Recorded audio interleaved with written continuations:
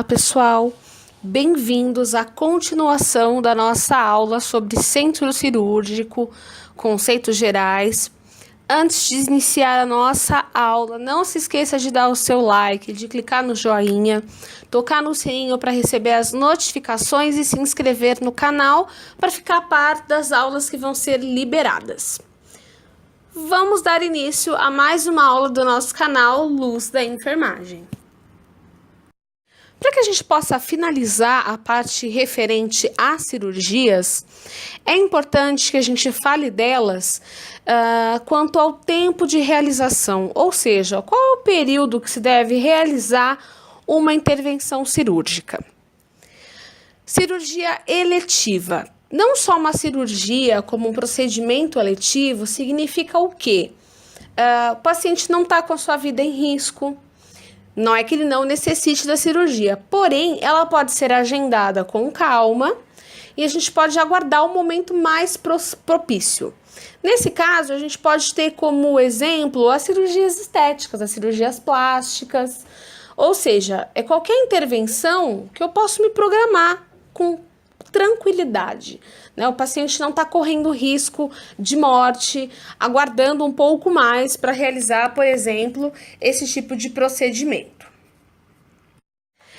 Já a cirurgia de urgência significa que a intervenção, né, que precisa ser realizada junto ao paciente, ela tem que ser realizada entre 24 a 48 horas após a detecção da sua necessidade.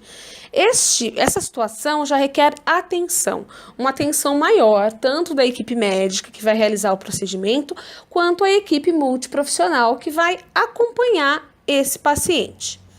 Como exemplo, a gente pode citar a apendicectomia. No caso, a apendicectomia não supurada, né? Quando você não tem rompimento desse apêndice, enfim.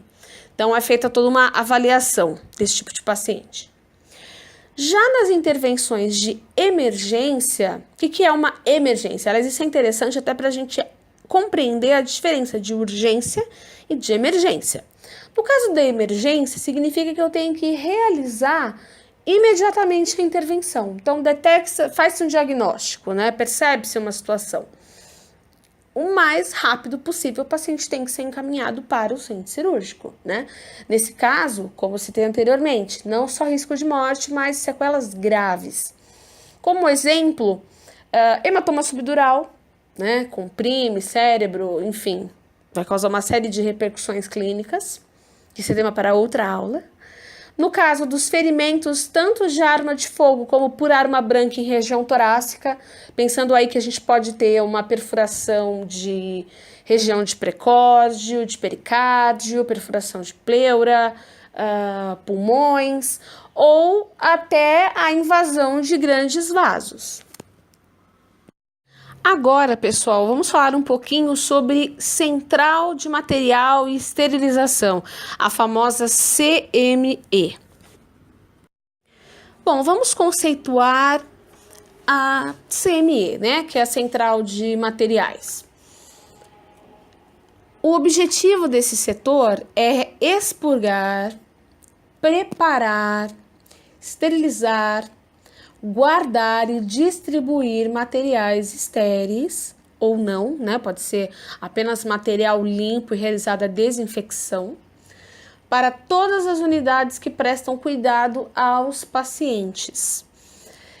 Na central de materiais, nós temos, digamos que, duas entradas ou saídas, vamos por assim dizer. Existe uma porta onde é entregue todo o material sujo, e nós temos uma outra porta, né, ou uma janela, que seja, vai depender muito da característica do serviço, mas enfim, por onde a gente vai dispensar os materiais limpos.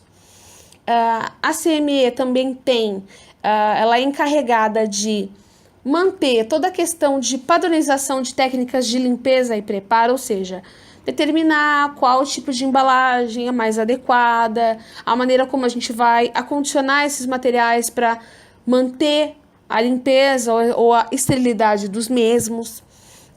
O enfermeiro da CME, gente, ele tem uma responsabilidade muito grande. Periodicamente, as autoclaves elas precisam ser testadas através de integradores. Então, existem fitas próprias, substâncias líquidas que a gente coloca dentro da autoclave para garantir os resultados. Toda essa documentação ela precisa ser arquivada, né? Esses procedimentos são controlados pelo enfermeiro. Porque tanto a Anvisa, a Vigilância Sanitária, a qualquer momento podem realizar inspeções e solicitar, inclusive, a questão dos integradores, que são etiquetas especiais que indicam que o material cirúrgico realmente foi submetido não só a uma limpeza física adequada, pensando em resíduos de sangue, por exemplo, como a sua esterilidade de fato, né? A questão do material sair quente da máquina, aguardar o momento correto de abertura da autoclave para que o choque de temperatura não crie vapor e o material, a partir do momento que ele se umedece, ele automaticamente deixa de ser estéril.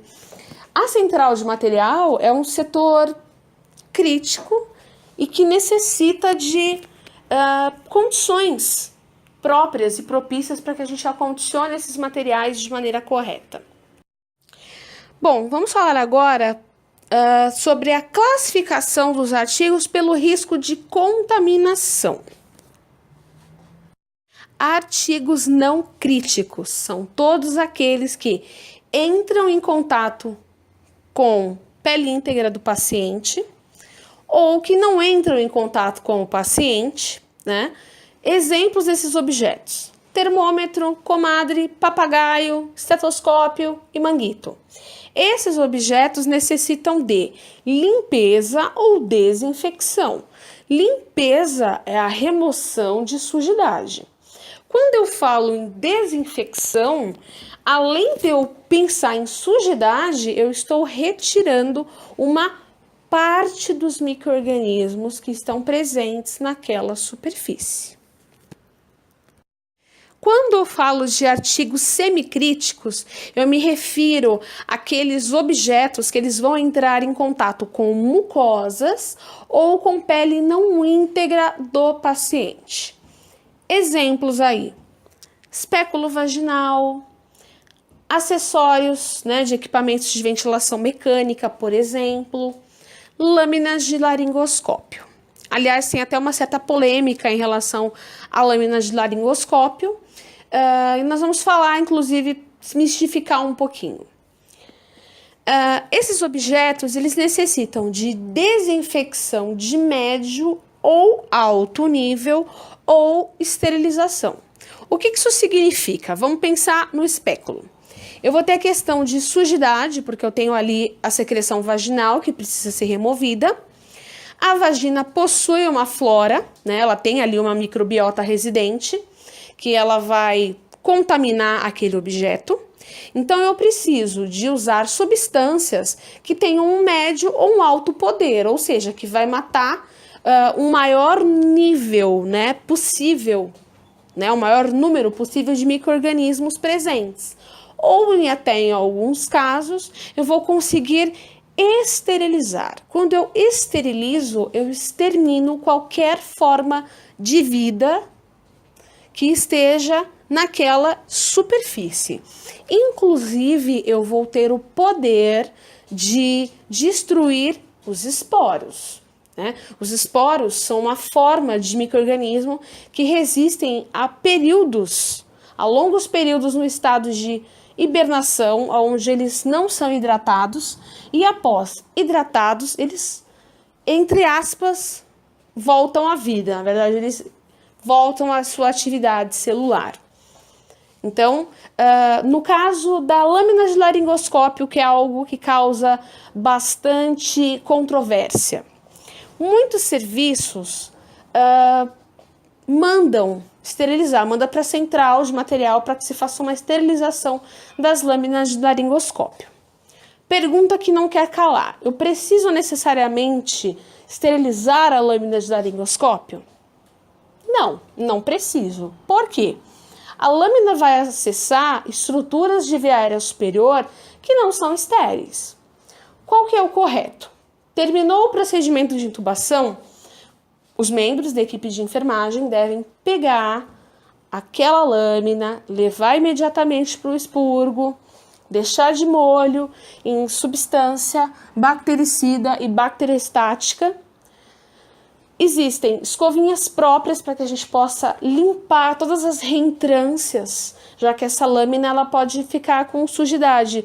Saburra pode entrar em contato com sangue ou com secreção traqueal, para que a gente realmente limpe totalmente, já que o que é mais comum nos serviços? O pessoal esquece a lâmina, deixa ela ali seca, não higieniza direito porque quer passar plantão. Aí quando você vai utilizar a lâmina, você tem aquela surpresa porque você vê alguma sujidade ali pregada na lâmina. Então lembrem-se, precisar esterilizar? Não necessariamente, desde que eu realize uma boa limpeza e uma boa desinfecção desse material.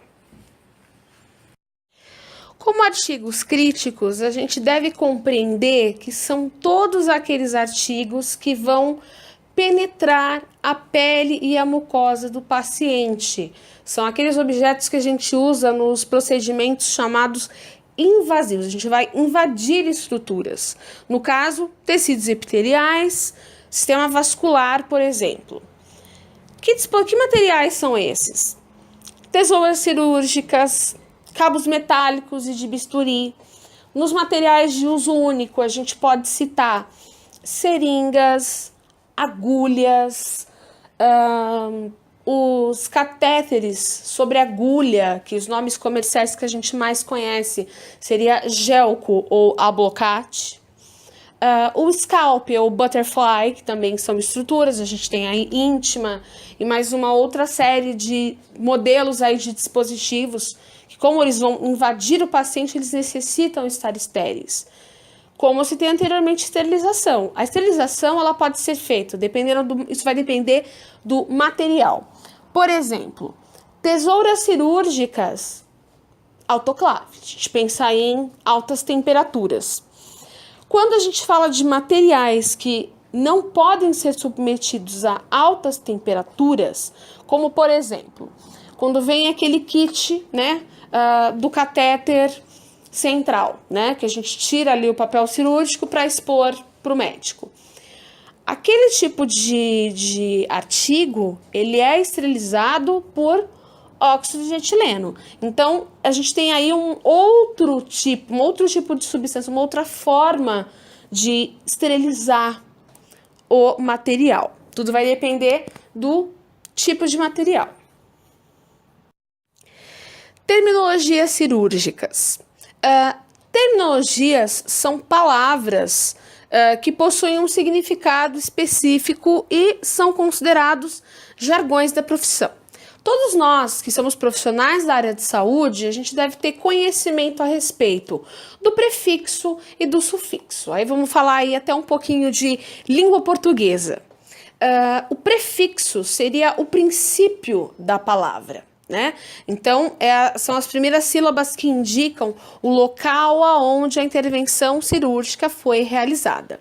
O sufixo é o fim desse termo. Ele vai indicar qual foi o procedimento que foi realizado. É muito importante, né?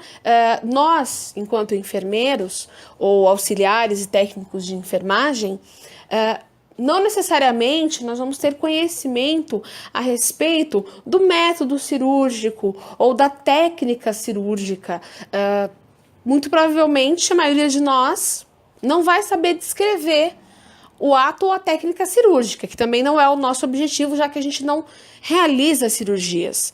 Porém, eu preciso facilmente ler o nome do procedimento cirúrgico que foi realizado, porque automaticamente eu preciso do mínimo. Eu tenho que saber aonde foi feito e o que foi feito.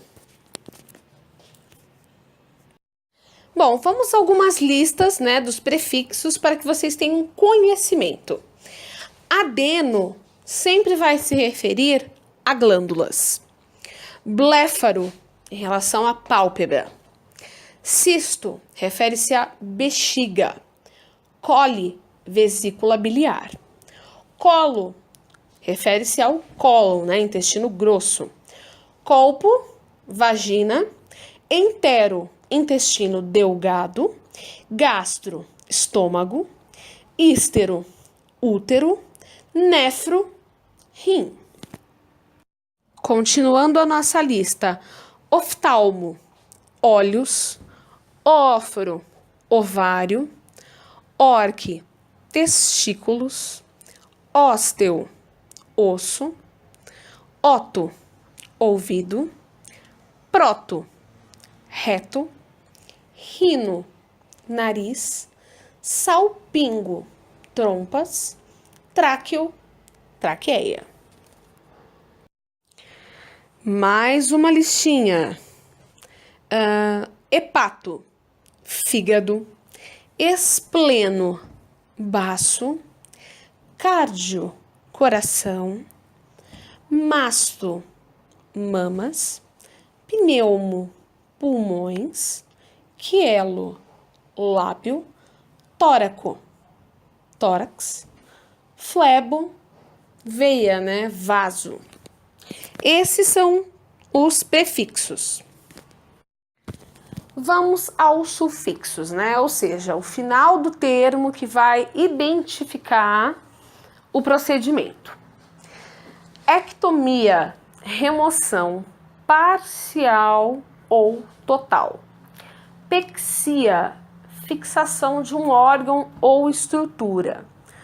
Plastia, alterar forma ou função. Rafia, sutura. Scopia, visualização do interior do corpo por meio de aparelhos e lentes. Tomia ou estomia, abertura de um órgão ou uma nova boca. É decoreba? Sim, são termos que a gente vai usar a vida inteira. Não importa se você é auxiliar, técnico ou se você é enfermeiro. Você vai lidar com terminologias cirúrgicas o tempo todo. Não precisa ser funcionário específico do centro cirúrgico. Se você está na clínica médica e cirúrgica, você precisa ter conhecimento de procedimentos, tem que saber o que vai ser realizado. Se você trabalhar em ambulatório e você precisar, de repente, orientar os pacientes na sua consulta de enfermagem, você também precisa saber a que se refere o procedimento. Tanto para você realizar a orientação, como para, de repente, tirar dúvidas que o paciente possa trazer para você. Então, a gente vai ter que ter conhecimento. Você vai estar na UTI, você precisa saber de terminologias cirúrgicas, porque a gente tem pacientes clínicos e nós temos pacientes cirúrgicos também na UTI. Então, a gente não está livre. E no pronto-socorro também, porque o paciente tem a necessidade de uma intervenção cirúrgica, o médico vai te falar, vou levar o paciente para fazer uma herniorrafia agora, ou vou fazer uma laparotomia ou uma laparoscopia exploradora, ou seja, vai abrir o abdômen do paciente para investigar o que está acontecendo. Então você precisa saber, porque se você sabe qual é o procedimento, isso vai fazer total diferença na assistência que você vai prestar pro paciente. Bom, vamos agora falar sobre os cuidados no pré-operatório. Admitir o paciente na unidade e acomodá-lo confortavelmente, explicando, né, as rotinas da unidade, que isso é muito importante. O enfermeiro deve realizar o SAEP. O que seria o SAEP? É um SAI específico de pré-operatório, que a gente tem algumas questões diferentes que são levantadas, algumas questões diferentes, fora as clássicas da SAI comum. Inclusive, dentro do SAEP, a gente também verifica a questão de documentação, né? Se o paciente tem termo de cirurgia assinado, deve-se conferir toda a documentação que o paciente traz. A carta de internação, a carta explicando qual é o procedimento, qual a orientação desse paciente. Se for o caso de um paciente que ele já vai de alta, se esse paciente já está com as orientações que às vezes o médico já deixa antes com o paciente. Dentro dessa conferência de documentação, eu preciso verificar os exames laboratoriais. Exames mais comumente pedidos: hemograma completo, tipagem e fator RH, coagulograma, alguns marcadores renais e hepáticos, isso depende do tipo de cirurgia que vai ser realizada, eletrocardiograma, exames de imagem como raio-x de tórax, tomografias, ressonâncias, aí vai depender do tipo de procedimento que o paciente irá realizar. Complementando o slide anterior, também se pede sorologias para sífilis, HIV, hepatites, né, que entra dentro do cuidado no pré-operatório, que é importante dizer para vocês. Devemos confirmar o jejum do paciente, ou seja, confirmar desde que horário que esse paciente de fato está de jejum e reafirmar que é jejum total. No caso, o paciente não pode nem sequer beber água. Deve-se realizar a verificação de sinais vitais desse paciente.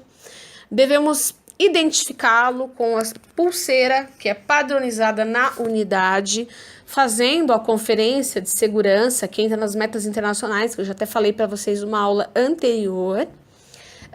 Devemos orientar a retirada de todos os adornos, leia-se como adornos: brinco, pulseira, piercings, não importa o lugar onde esse piercing esteja, unhas postiças, cílios, que hoje está muito na moda, né, as mulheres colocarem aquela extensão de cílios, apliques. Por quê? Aonde a gente entra aí no caso do aplique? A questão de que este cabelo pode ser sintético, no caso o Canecalon, que ele é nylon, ele é altamente inflamável. Se for cabelo natural costurado, ok, porque normalmente é tecido. Se for um alongamento feito com cola ou com fita adesiva, também entra aí produto inflamável, isso pode causar queimaduras e irritações seríssimas no paciente. Esse tipo de orientação, ela deveria ser já repassada pela equipe médica no momento do agendamento da cirurgia, porque dependendo do tipo de adorno, a cirurgia pode ser suspensa. No caso de cabelos inflamáveis e sintéticos, alguns cirurgiões pedem para que se envolva a cabeça do paciente com um tecido e que é suficiente. Caso isso aconteça, a orientação é: enfermeiro, auxiliar, técnicos de enfermagem, comuniquem-se e registrem a orientação do cirurgião e qual foi o cirurgião, porque caso aconteça algum problema, você, enquanto profissional, está se respaldando. Deve-se oferecer para o paciente a camisola da instituição. Se tiver touca, alguns hospitais oferecem, outros não, e Propé também, isso vai depender da instituição, mas minimamente a camisola da instituição. E o paciente deve estar completamente nu. Aí a gente entra numa questão bem interessante para se falar, tá? Que é a questão do constrangimento. Por exemplo, prótese dentária. Não se considera totalmente um adorno, mas o paciente tem que retirar. Porém, a gente tem um problema aí. Existem pessoas que nunca se apresentaram para o seu companheiro ou para os seus familiares sem as próteses. E isso com certeza vai trazer muito constrangimento. Das duas, uma. Ou a gente tira essas próteses e oferece uma máscara cirúrgica para que esse paciente possa não se constranger. Ou a gente combina com o paciente de que alguns minutinhos aí antes dele subir para o centro cirúrgico, a gente vai retirar as próteses. No caso também, outra questão que é interessante citar é a questão das roupas íntimas. A gente encontra pacientes com pudor. E detalhe, não são só pacientes idosos, a gente pode encontrar crianças, adolescentes ou até adultos jovens que possam se sentir constrangidos de alguma forma.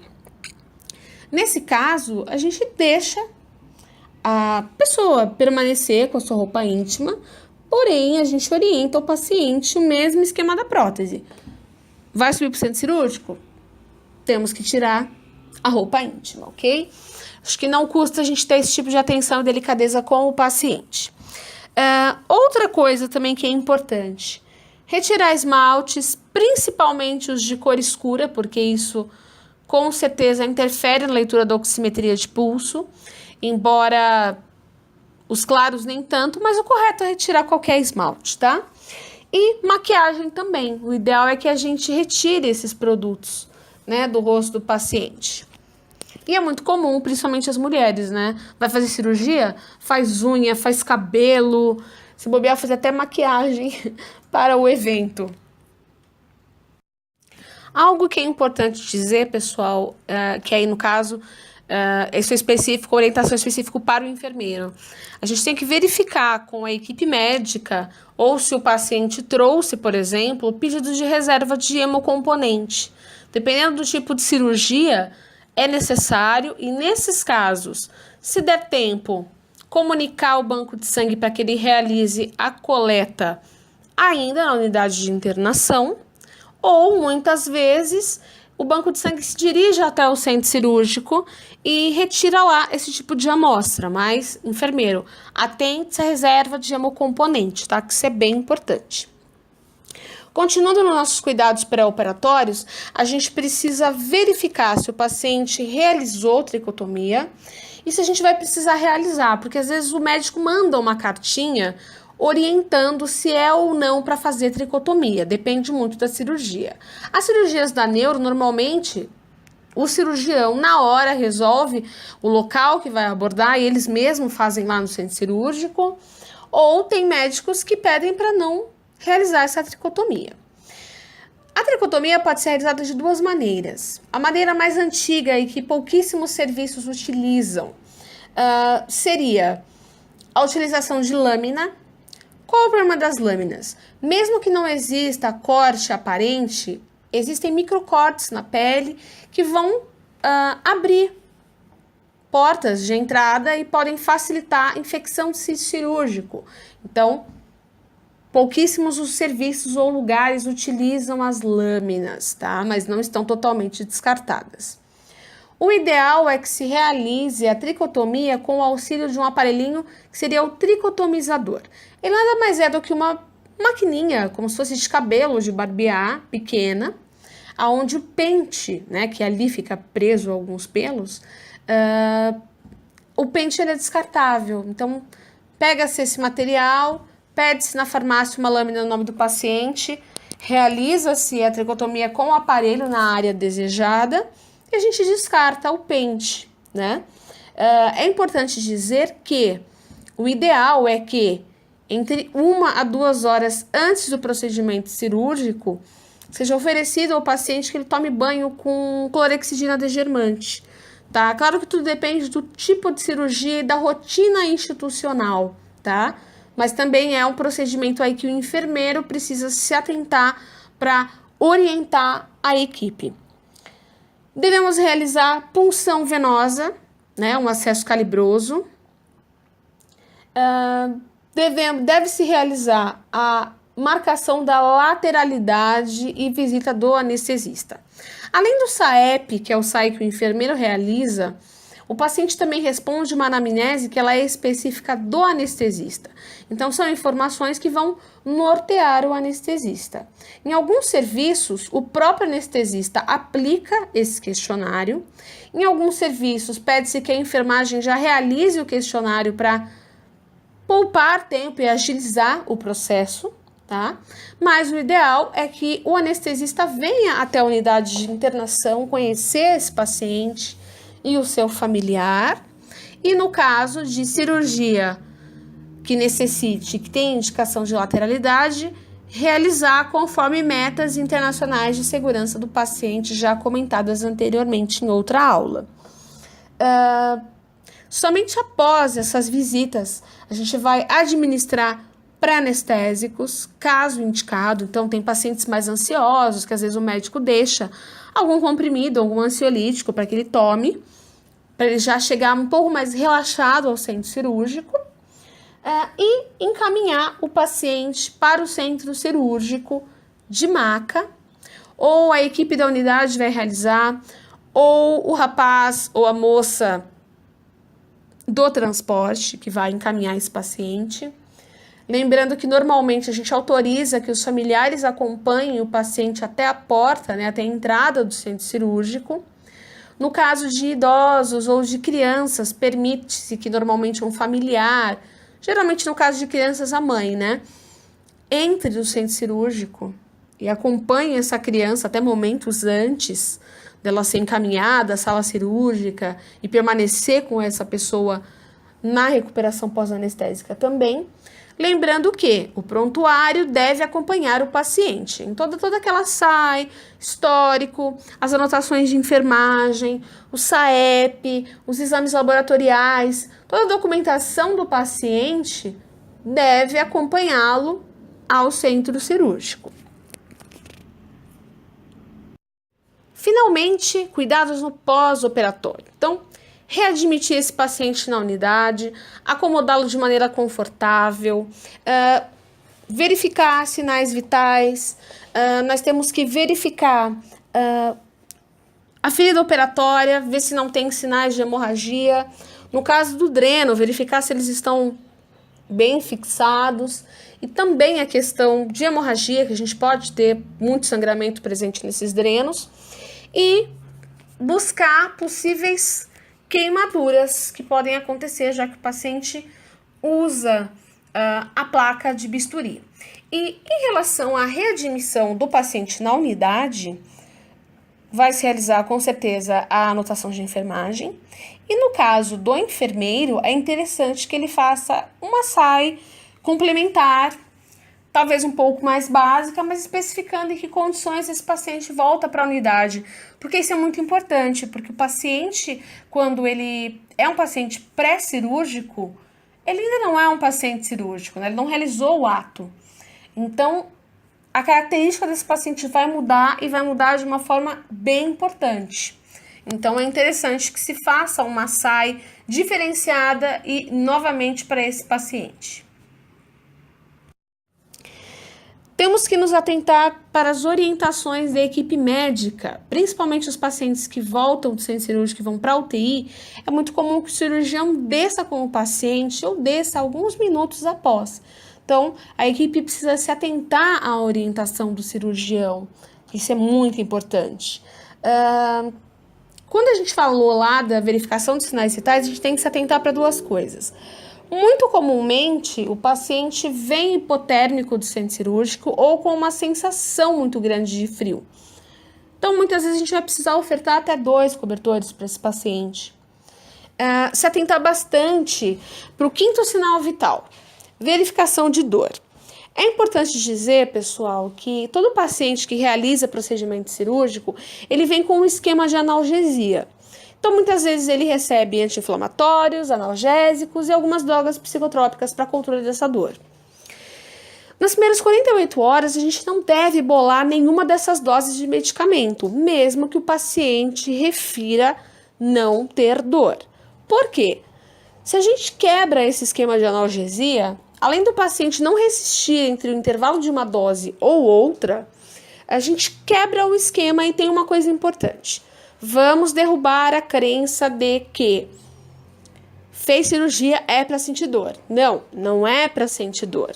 Não é normal sentir dor. Então, por isso que a gente mantém o esquema de analgesia.